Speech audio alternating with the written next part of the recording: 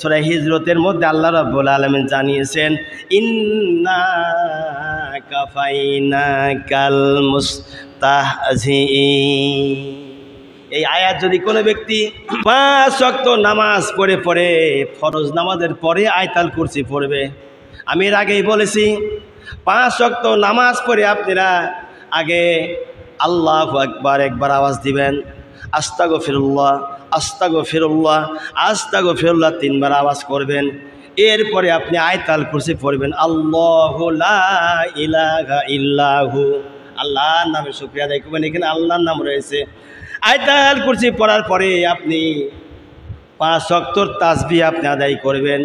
এরপরে আপনি কি করবেন, দুশমন শত্রু যারা আছে তাদের দিকে নজর রেখে তাদের চেহারাটা চোখের সামনে ভাষা নিয়ে এসে আপনি পড়বেন ইন্না কাফাইনাকাল মুস্তাহজিঈন।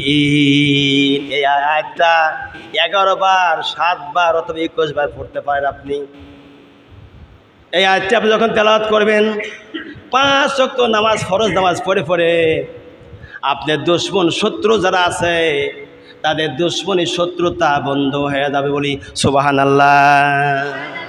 আল্লাহ শিখায় দিলেন, রাসূলকে আল্লাহ বলছেন, হে নবী নিশ্চয় বিদ্রোহকারীদের বিরুদ্ধে আমি আল্লাহ আপনার জন্য যথেষ্ট। এর অর্থ হল এইটা।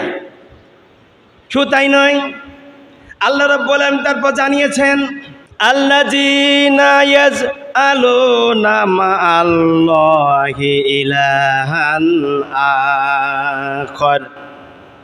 যারা আল্লাহর সঙ্গে ইলাহা সাব্যস্ত করে, হে নবী আমি আল্লাহ আমার সাথে যারা ইলাহা সাব্যস্ত করে আপনি তাদের ব্যাপারে বলে দিন ফাসাউফা ইয়ালামুন, অতি সত্বরই তারা বুঝতে পারবে।